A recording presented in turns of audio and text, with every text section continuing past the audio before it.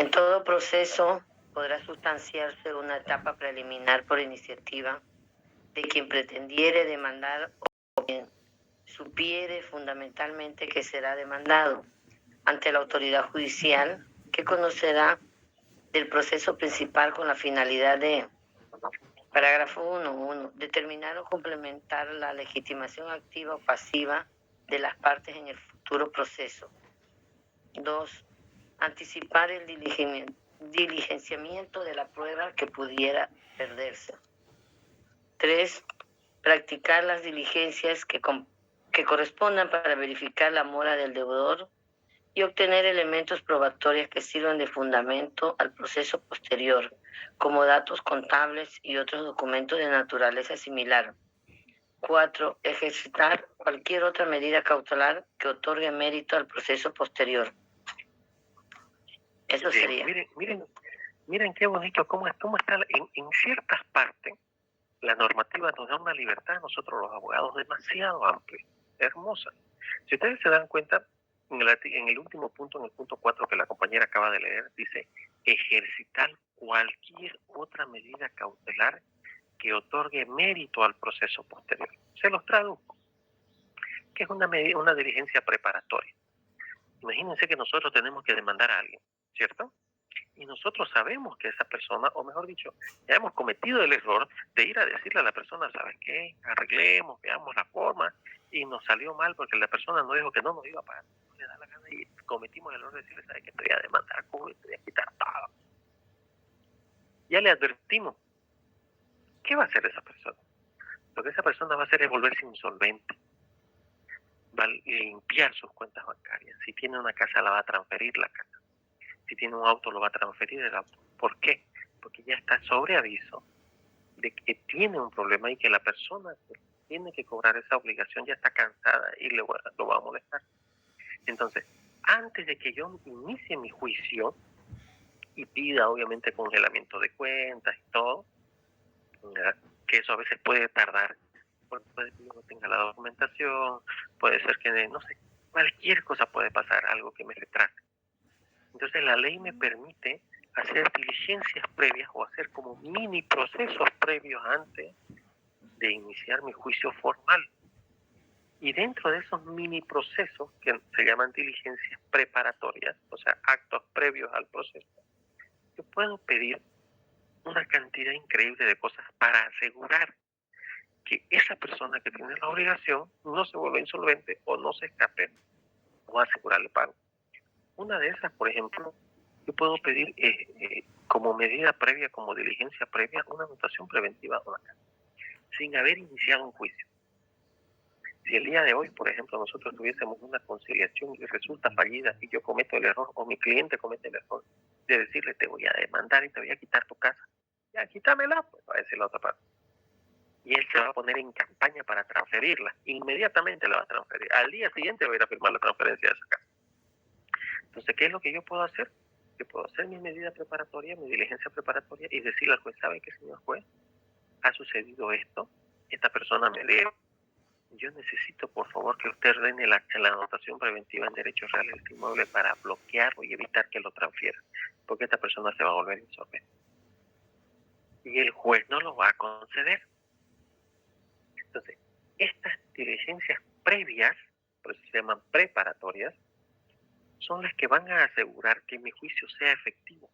Porque si yo hago un proceso, y estamos hablando nosotros de sumas de dinero, si nosotros estamos haciendo un proceso para cobrar un dinero o para recuperar una plata, y nuestro demandado no tiene un peso, el tipo ya tuvo el tiempo de liquidar absolutamente todo, no importa que nosotros hagamos un juicio hermoso, bello, perfecto y tengamos una sentencia hermosa donde contempla absolutamente hasta el último quinto que nos tiene que pagar. Pero si esta persona no tiene ningún bien es en vano, porque si no tenemos cómo ejecutarlo, nuestra sentencia va a quedar en papel. Acuérdense que en la materia civil por deudas no hay cárcel. No importa que nos deba 10.000 bolivianos, nos deba 5 millones de bolivianos o 5 millones de dólares. Ninguna suma de dinero va a provocar que esta persona pierda su libertad. Vamos a atacar sus bienes.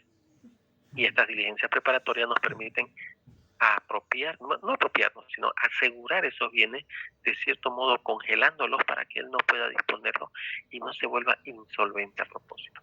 Este es un punto, señores, que ustedes tienen que estudiar, por favor, muy bien, porque les va a servir. Esto les va a dar muy buena plata. Son detalles que ustedes tienen que conocer al momento de iniciar un proceso. Esto se puede pedir también dentro del juicio.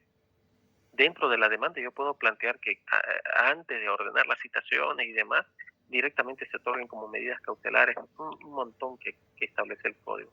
Pero también me permite hacerlo antes de la demanda. ¿No?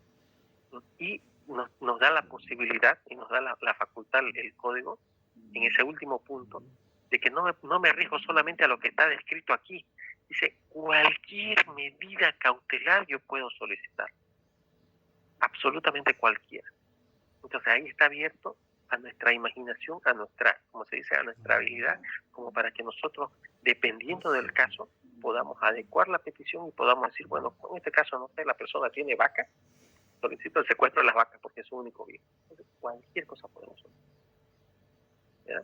¿Se entiende la esencia de lo que es la medida preparatoria? Sí, doctor, una consulta. Y al momento de hacer la demanda, ¿también se puede poner las diligencias preparatorias? Es decir, en el primer instante que va a hacer eso o no.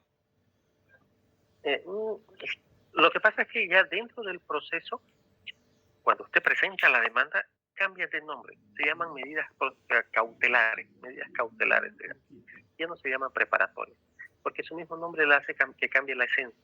Las preparatorias son previas al proceso, es para preparar el proceso. ¿Ya?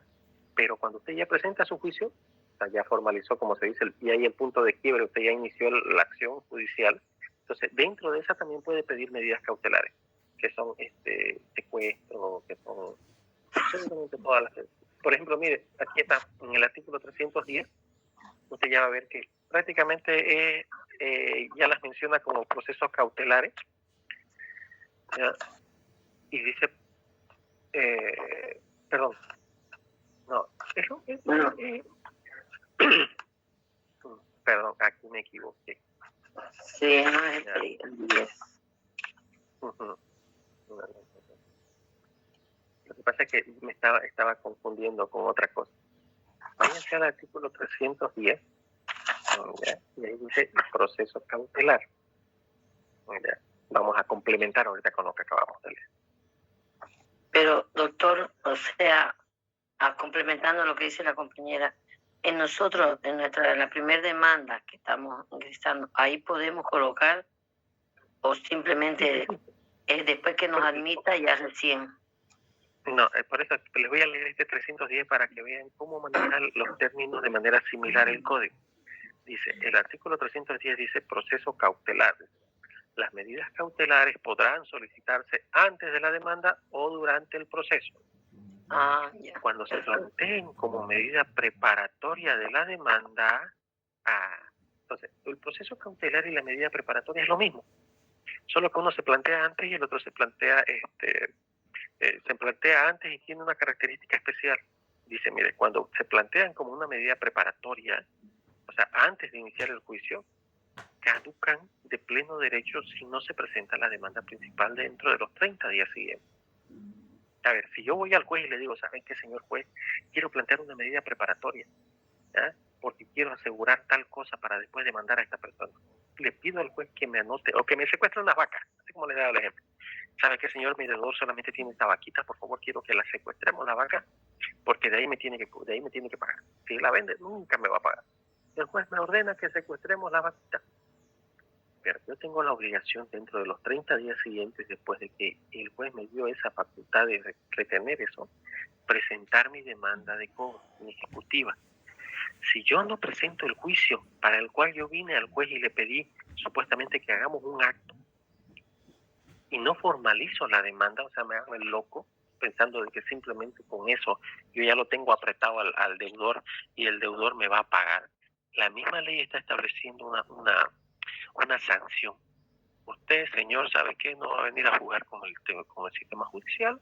Si usted quiere plantear una medida preparatoria, lo plantea antes de la demanda, el juez se lo va a conceder, pero tiene un plazo de 30 días para formalizar su petición, o sea, presentar su demanda. porque esa medida preparatoria no es eterna. Simplemente se hace como un medio excepcional para que cuando usted presente el juicio, eso garantice de que haya algo que repartir o de dónde recuperar. Entonces, si ustedes se dan cuenta, nuestro código maneja los términos de manera como sinónimo: proceso cautelar y medida preparatoria. Y dicen, si usted lo plantea como medida preparatoria antes de la demanda, caduca dentro del 30. Entonces, ¿a qué me quiero ir? No quiero que ustedes piensen que hay una diferencia básica entre lo que es una medida preparatoria y un proceso cautelar o una medida cautelar. Este código los muestra como sinónimos, ¿ya? Los utiliza así. ¿Hay muchos errores en el Código Civil? Sí, muchísimos. ¿Ya? Pero dentro de la esencia, digamos, de cómo los engloba, cómo los entiende, son como sinónimos. Cuando ustedes hablan de medidas preparatorias, porque es previo al proceso, y ya cuando se habla de una medida cautelar, a pesar de que se puede plantear antes o durante, cambia el nombrecito. Más adelante les voy a mostrar, a ver, ¿dónde está?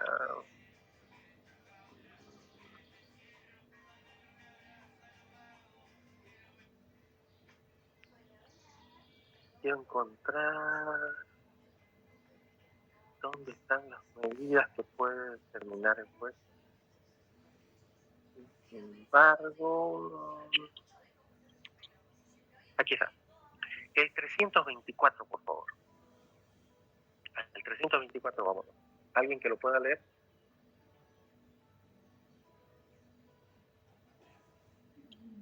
Artículo 324. Este es en el capítulo segundo, medidas cautelares genéricas, dice. Artículo 324, poder cautelar genérico. Fuera de los casos previstos en los artículos que siguen, quien tuviere fundado motivo para temer que durante el tiempo anterior al reconocimiento judicial de su derecho, éste pudiere sufrir un perjuicio inminente o irreparable, podrá solicitar las medidas urgentes que, según las circunstancias, fueren las más aptas para asegurar provisionalmente el cumplimiento de la sentencia. Ya. ¿Recuerda lo que les dije hace rato, no? Si yo veo que una persona se va a volver insolvente y hay un riesgo inminente de que no me cumplan, este artículo me está dando la facultad de que yo pueda ir ante un juez y pueda activar ese mini proceso, que puede ser antes de la demanda o puede ser conjuntamente con la demanda, con la finalidad de asegurar un bien para el pago o el cumplimiento de la obligación. Ahora, aquí nos dice, mire, ¿por qué dice poder cautelar genérico? ¿Por qué se lo hice leer a la compañera? Porque como hace rato, antes cuando leímos allá, me da una facultad abierta. Me está diciendo, de aquí para adelante ustedes van a ver cuáles son los más importantes, pero no se limita a eso. Ustedes pueden pedir lo que les dé la gana, siempre y cuando lo fundamenten bien. Porque aquí dice, quien tuviera un motivo fundado puede hacer la petición. Entonces, vámonos más adelantito, después del 324, hacia adelante empieza a identificar cuáles son las más importantes, las que generalmente siempre se usan. Y una de las medidas cautelares más utilizadas y más conocidas es la anotación preventiva. ¿Qué yo hago con eso? ¿Alguien conoce lo que es la anotación preventiva?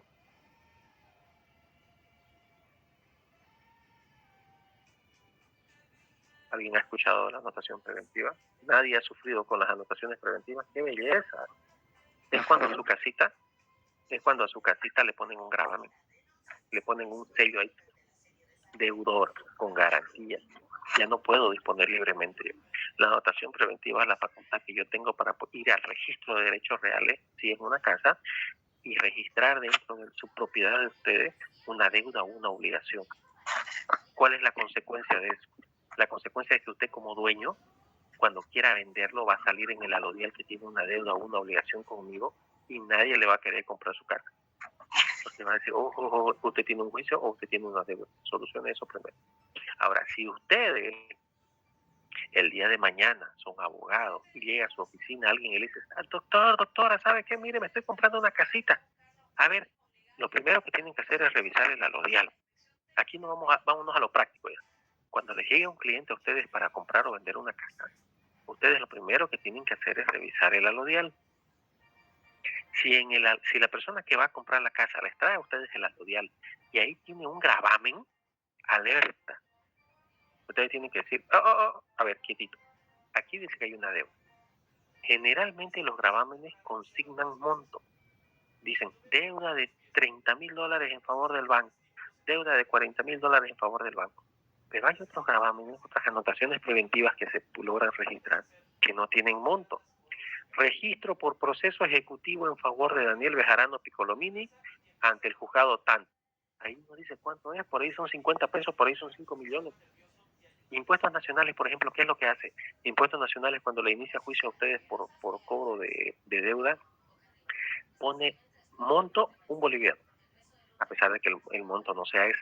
¿Y por qué? Porque los vivos, a pesar de que es institución del Estado y están exentos de pago y uno tiene que pagar de acuerdo al monto que quiere inscribir, no les da la gana de ponerlo eso por una mala fe.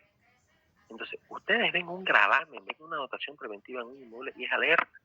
Porque si ustedes le recomiendan a su cliente que compre eso y que en el documento de transferencia él diga, sí, yo tengo conocimiento que hay una anotación preventiva, están asumiendo la responsabilidad. Entonces, esa casita que están comprando está arrastrando toda la deuda. Y el día de mañana, ese que tiene derecho y que le dieron la garantía y que le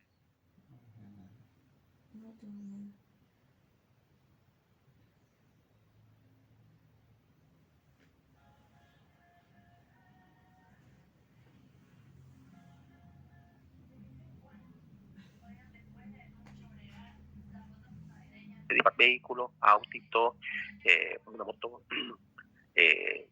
hay un registro de maquinaria pesada en la gobernación que se llama el SEDACRUZ. Eso también se puede, si no me equivoco, pero todo lo que está sujeto a registro, ¿no? Muy bien. El otro es ¿hay alguna duda con esto? Este primer punto, esta primera medida cautelar. No, doctor, se entiende. Ya, la segunda que está registrada, miren el artículo 236, dice embargo preventivo y secuestro. ¿Han escuchado alguna vez lo que es el embargo o el secuestro? No, el secuestro, por si acaso, no es que van a venir y se lo van a alzar a usted y le van a vendar los ojos y se lo van a llevar a un cuarto oscuro, ahí le van a pegar hasta que ustedes paguen. No, no es eso. El secuestro está enfocado en bienes muebles. Si yo tengo un vehículo y tengo una deuda y ya se ordenó la anotación de mi vehículo y ya se terminó el proceso, yo tengo para los procesos ejecutivos esto, aquí ya tengo mi documento yo que acredita mi deuda. Yo puedo pedir el secuestro de un bien antes de llegar a sentencia con la finalidad de que ese bien no se dañe y su valor no se pierda, a pesar de que no hubiésemos terminado el juicio. Entonces, por ejemplo, si ustedes me deben plata y ustedes tienen un autito, chinga, yo les quito el auto y voy y lo guardo en un parqueo. No lo voy a usar. ¿Por qué? Porque a ese vehículo le vamos a hacer un avalúo y vamos a determinar cuál es el estado real, vamos a medir kilometraje, vamos a medir cuál es el estado, si tiene las llantas pinchadas, si para choque, todo. Y en base a eso se determina un valor. Y ese valor para la venta no tiene que variar de lo que se informó en el avalúo. Entonces, hay personas que cometen el error a veces de solicitar el secuestro de un vehículo, lo tienen guardado ellos y lo usan. Y están cambiando el valor del vehículo, obviamente están provocando un desgaste mayor y por ende una rebaja en el precio. Y ha tocado casos en los que se llega a remate y las personas que vienen a querer adjudicarse los vehículos, cuando los ven, dicen, oiga, no coincide el vehículo, el estado del vehículo con lo que dice aquí el informe. No, es que yo lo estoy usando, pero lo usaba nomás para ir de mi casa a mi trabajo. Entonces, hay responsabilidad en eso. Porque cuando por eso van juntos lo que es el embargo preventivo y el secuestro. Cuando se hace el embargo, que es la etapa previa a secuestrar, o sea, a quitarlo físicamente el vehículo, se designa una persona que es responsable. Si ese vehículo llegara a incendiarse, qué pena, el que está encargado del cuidado, o sea, a quien se lo dio como titular para su cuidado, es el que tiene que hacerlo aparecer ese vehículo. ¿No? Entonces, el embargo y el secuestro están enfocados en el quitar el bien al deudor. Puede ser un vehículo, Puede ser joya, puede ser equipo. Si una persona tuviera, por ejemplo, un lugar donde se hace imprenta, la máquina con la cual se trabaja ahí se puede sacar y se puede rematar. Entonces, el quitar un bien mueble es el secuestro, ¿no? A ver, ¿qué más? ¿Qué otro hay? La intervención judicial, artículo 329. A ver, alguien que lo pueda leer, este es bonito.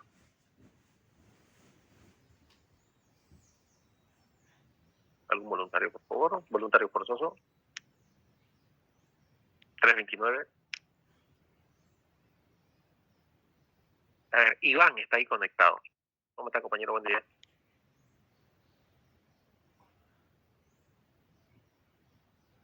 Buen día. Léalo, porfa, el 329. Intervención administrativa.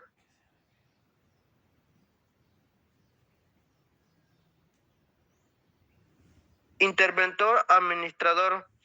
La intervención con las facultades de administración o sin ellas, a falta de otras medidas cautelares o complementarias de una anteriormente disputada, podría ordenarse a pedido de un socio o un copropietario, si los actos o omisiones de los administradores o poseedores de los bienes de la sociedad o de copropietario pudiera ocasionar graves perjuicios o pusiera en peligro las actividades propias de la sociedad o de los copropietarios. Ya, se los traduzco, gracias, creo. Se los traduzco. Yo soy una persona a la que ustedes le deben, y ustedes tienen su empresa, ¿cierto? Esto se da para los socios, ¿ya? Socios o copropietarios, ¿ya? Entonces, yo les di una plata a ustedes y supuestamente quedamos en que íbamos a ser socios y ni siquiera lo formalizamos, ni siquiera lo pudimos concretar, pero sí yo puse capital. Entonces, ustedes como empresa, ¿no?, me deben, ¿ya? Y por una omisión de ustedes y por un mal trabajo de ustedes, hay la posibilidad de que todo el capital de la empresa se pierda. Pongámoslo en un ejemplo concreto, se lo voy a dar, uno real. Había un matrimonio, esposo-esposa. Tenían una empresa muy productiva, muy interesante aquí en Santa Cruz, que les daba para vivir bien. Se divorciaron y ella era la representante legal de la empresa. Y ella le impidió el ingreso a él. Y le dijo, no, vos no vas a entrar a la empresa va a ser mía y hasta que terminemos el juicio, vos no entrás y estás prohibido y todo. Ahora, la empresa se estaba yendo, como se dice, se estaba cayendo, iba a quebrar. ¿Y qué hizo él? Él pidió como medida que le den la facultad de intervenir y de administrar. ¿Por qué? Porque así él iba a asegurar de que no haya un perjuicio grave y que se pierda todo ese capital de donde él tenía que sacar. Porque cuando uno habla de dividir bienes, ya sea en civil, ya sea en familia, si nosotros tenemos una empresa ahorita de 10,000, que vale, no sé, $1,000,000, y por malos manejos de esa, por $1,000,000 vale, entonces si somos todos los dueños, 500,000 son míos y 500,000 son de ustedes. Pero si se maneja mal la empresa y empieza a bajar el valor de esa empresa, empiezan a bajar el valor de las acciones y todo, cuando podamos dividirlo, eso ya no va a valer $500,000, yo voy a perder y simplemente me van a entregar, no sé, la vamos a vender en $50,000 la empresa y yo voy a recibir 25 por mi parte. Entonces yo no quiero tener ese grave perjuicio. Entonces, ¿qué es lo que me toca hacer? Intervenir y administrar para que los bienes no se pierdan y se mantenga todo efectivo y siga creciendo. Entonces, y la ley permite que una persona que no está a cargo de una empresa, si tiene algún derecho sobre los bienes de esa empresa, ingrese como interventor y como administrador. ¿Para qué? Para que a esa empresa no le vaya mal y no termine perdiéndose, porque hay personas en el ejercicio que dicen, si lo perdemos todo, pero lo perdemos los dos. O sea, si yo voy a perder todo, me vale, pero que la otra persona también pierda.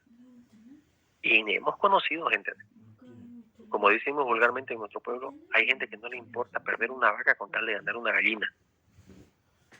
Entonces, esta figura les permite a ustedes, cuando lleguen a una situación de este tipo, recordar de que existe la posibilidad dentro de la ley de que una persona llegue a intervenir e inclusive administrar bienes ajenos con la finalidad de que esos bienes no se pierdan y que sean garantías suficientes para que yo pueda recuperar lo mío o pueda cobrar lo que me dé. ¿Ok? ¿Se entiende?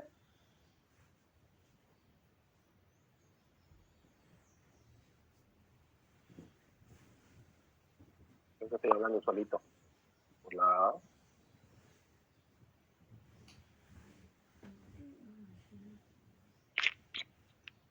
¿Se entiende, doctor? Ya, sí. Muy bien, a ver, más allá. Otra de las medidas que se pueden plantear es la prohibición de innovar y contratar. Esta es interesante. En el artículo 336 del Código establece la prohibición. Imagínense esto, yo como dueño de una propiedad puedo hacer lo que me dé la gana, ¿cierto? Como titular, la ley dice que tengo la libertad de usar y gozar de mis bienes. Sin embargo, si yo tengo una obligación, tengo una deuda, y esa persona me viene a cobrar y es tan vivo como para plantear un proceso y encontrar mis bienes, porque yo lo tengo bien escondidito, entonces dentro de la ley se abre la posibilidad de que a mí me limiten mi derecho de innovar y de contratar. ¿Qué quiere decir innovar y contratar? Innovar viene de la palabra, su mismo nombre lo dice, crear nuevas condiciones, ¿ya? O cambiar las condiciones actuales de lo que ya existe. Por ejemplo, se puede prohibir en un inmueble o en un lote de terreno que usted y yo nos estamos peleando, que usted tenga limitación en el tema de innovar, no crear nada, no construir nada, no crear nuevas situaciones adentro ahí, ni nuevos bienes. ¿Por qué? Porque resulta que ese lote usted dice que lo compró a Juan de los Palotes, pero yo soy la dueña, o yo soy el dueño. Entonces yo le estoy demandando a usted para que usted desaloje eso, pero no, usted está queriendo construir para que después sea más complicado. Y yo no quiero que usted construya, porque yo se la voy a tomar su construcción y no le voy a devolver un peso y lo voy a sacar del lote. Entonces le puedo pedir al juez que le ordene a usted la prohibición de innovar. Voy a sacar fotografías con fecha, hago un informe con un notario para ver en qué estado está el lote en fecha, no sé, 1 de enero. Y voy y le digo al juez, ¿sabe qué, señor juez? Actualmente está así, por favor, ordénele que pueda hacer cualquier construcción nueva, prohibición de innovar, de hacer nada en ese lote, es intocable. Y si el juez ordena eso y la otra parte levanta construcción yendo en contra de la orden del juez, tranquilamente yo puedo tumbar esa construcción, o cuando yo lo desaloje, me puedo quedar con esa construcción sin la obligación de devolver ni compensar un solo peso. ¿Por qué? Porque ya se lo ordenó a esta persona que no lo haga. Lo primero que hacen es, yo me entro a un lote, por el tema específico de los avasalladores o de los loteadores, yo me entro a un lote, le construyo barra y lo cierro. Y después, si la veo que la estoy perdiendo y lo voy a perder el lote, digo, no, ustedes me van a devolver lo que yo invertí. Y se llega a una conciliación y las personas terminan recuperando lo que gastaron en su lote y al final no perdieron nada. E intentaron realizar un acto ilegal, me hicieron gastar plata y al final se van ellos tranquilos y no perdieron nada. Y el que perdí fui yo. Bueno, ya me hicieron mi barra, digamos, obligado, ni modo. Pero al final terminé perdiendo yo. Entonces, esta posibilidad abre esa ventanita para que dentro de ese tipo de conflicto a una persona se le limite la facultad de mejorar, modificar, construir y hacer cosas nuevas dentro de un bien, ya sea inmueble o una modificación a un bien mueble. Y lo mismo contratar. Le limitan a hacer cierto tipo de actos dentro de la disposición libre que la ley le da a cualquier persona.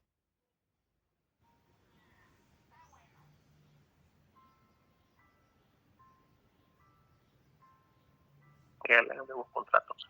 Por ejemplo, si nosotros nos estamos peleando un bien de una herencia y yo estoy diciendo, mire, sabe que tengo mi hermano, ¿ya?, que está estudiando Derecho, ahí está en el grupo L1 de Procesal Civil y es vivísimo, ¿ya? No me deja ni entrar a la casa y tiene 10 locales la casa y él las alquila y se los lleva todos la plata de los locales y son $150 mensual de cada local y son $1,500 al mes. Ya estamos 2 años con este problema, ya es plata, ¿no?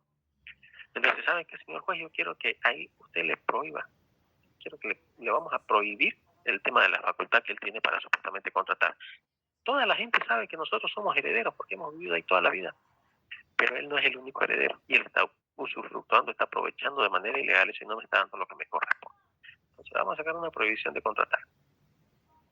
¿Y qué va a hacer la otra parte? Va a estar limitada y va a estar legalmente prohibida y no va a tener la libertad de disposición de poder alquilar o firmar contratos para alquilar.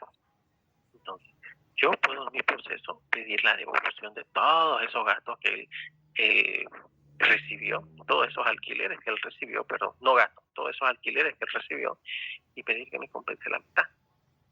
Entonces, esta parte de la ley nos permite generar ese tipo de situaciones, que dentro de la práctica se utiliza mucho. Entonces, es bueno que ustedes lo conozcan. ¿Ah? Y cuando yo les digo que ustedes lo conozcan, no es solamente venir y leerlo en la ley, es analizarlo, buscarlo y darse la tarea, y ahí van a ustedes desarrollar esa capacidad de investigación, darse la tarea de buscar o sentencias constitucionales o autos supremos que hablen sobre este tipo de cosas. Esos documentos, ya o sea una sentencia constitucional o un auto supremo que hable sobre estas cosas, nos va a dar un criterio mucho más amplio, porque ese es el resultado final de un juicio donde ya se ha hecho un análisis general y las máximas autoridades de Bolivia, ya sea el Tribunal Supremo de Justicia o el Tribunal Constitucional, han emitido un criterio y han hecho un análisis de esta figura. Entonces eso nos va a dar la posibilidad de manejarlo de una manera más clara y tener una fundamentación mejor y más sólida cuando nosotros empezamos a hablar de este tipo de cosas. A ver, ¿qué más?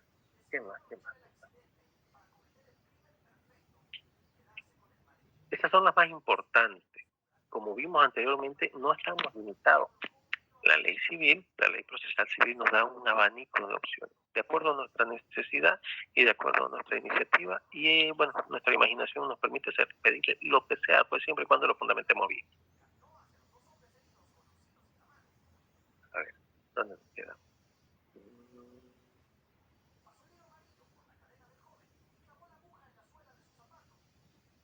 A ver, ¿qué otra cosa interesante hay?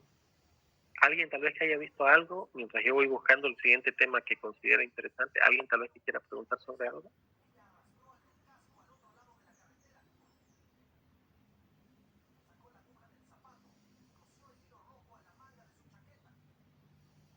Ya, muy bien. Vámonos al título tercero, artículo 338. Desde acá vamos a empezar con todo lo que son procesos incidentales. Cuando ustedes escuchan la palabra incidental, acuérdense que ustedes ya están dentro de un juicio. ¿Ya? Ustedes ya iniciaron. Lo que estábamos viendo hace ratito son procedimientos que se pueden dar durante el juicio o se pueden dar antes de iniciar el proceso, ¿cierto? Yo puedo irme ante el juez sin haber formalizado mi demanda y hacer la petición. En cambio, los procesos incidentales no pueden darse antes, se dan durante el proceso. ¿Y para qué sirven? Para resolver todas estas cuestiones accesorias que van vinculadas de alguna forma al objeto principal, que es lo que está peleando. Y son detallecitos, por ejemplo, que son muy importantes porque estos pueden hacer que el proceso sea débil o que obviamente al final pueda generar un vicio, ¿ya?, que vaya a tumbarlo. A ver, ¿algún voluntario? Artículo 338 en adelante para leerlo.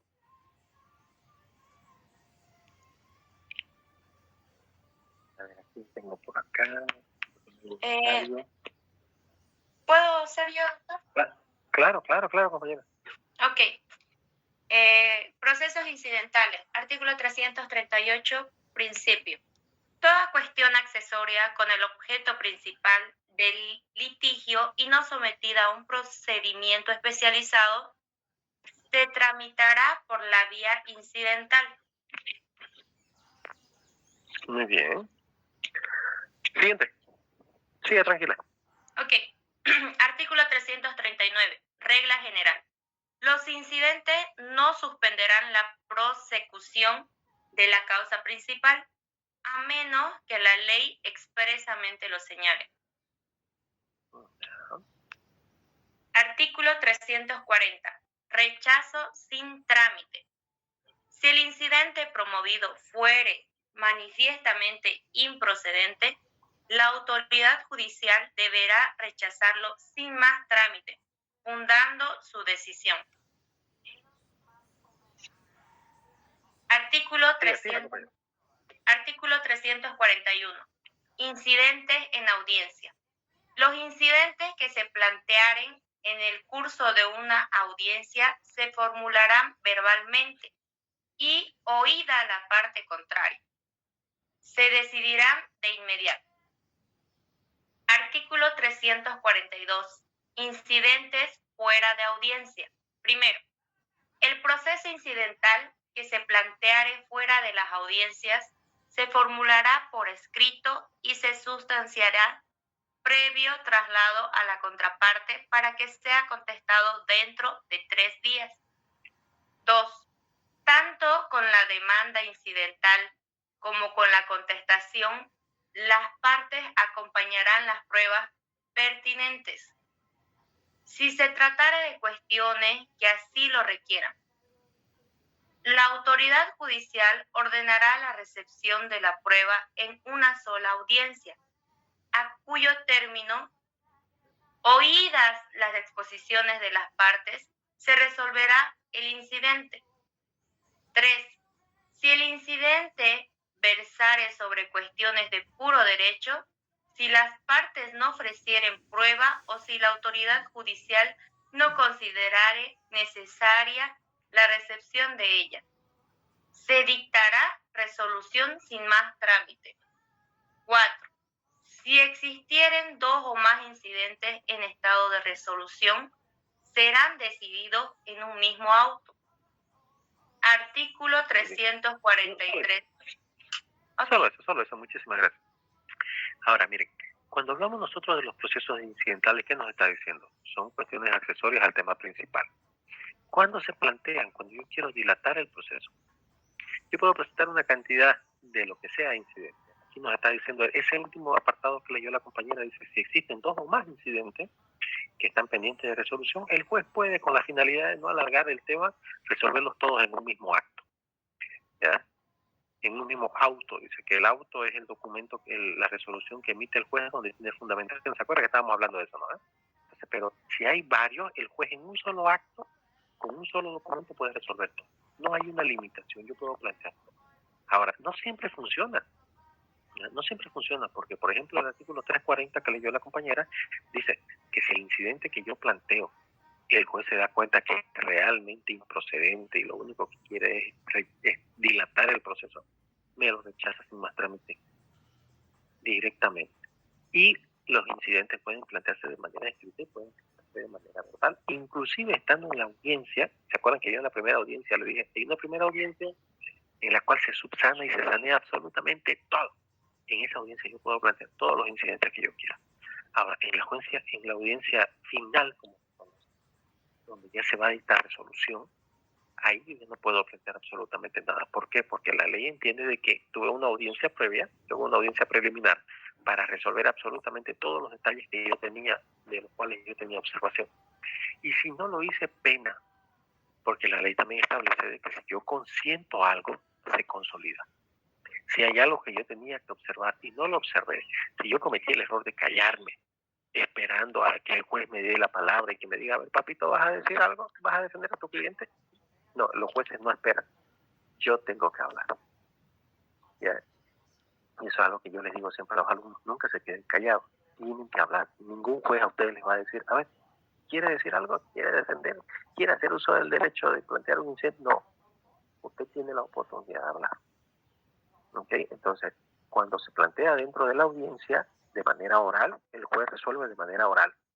Si se plantea de manera escrita, el juez va a resolver de manera escrita. ¿Ah? Entonces, son muy interesantes el tema de los procesos incidentales y nos sirven para subsanar todos esos detalles que nosotros creemos que son importantes. Y también los utilizamos cuando simplemente queremos perder tiempo. Cuando queremos perder tiempo.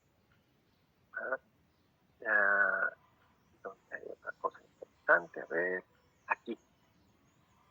Cuando hablamos de... ¿Recuerdan lo que es la excusa y recusación? Ya lo hemos visto, ¿no? Ya lo han visto ustedes eso, ¿no? Sí, doctor. Ya. Vámonos entonces al proceso de conocimiento, que es el general. Artículo 362. Dice, mire, el 362, el proceso ordinario, el más largo, procede en todos los casos en que la ley no señala otro procedimiento especial.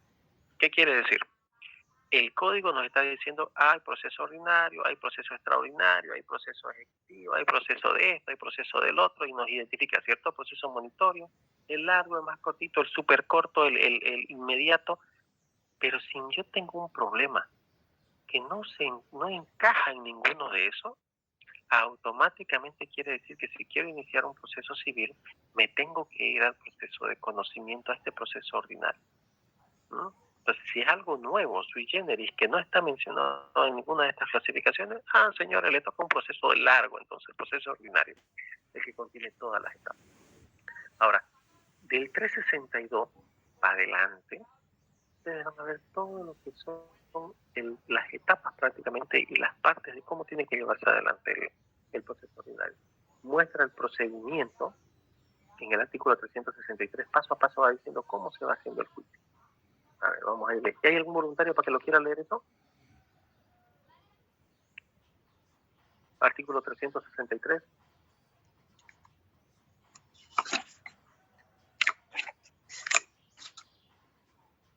Doctor, voy a leer yo, pero quería compañero, pedirle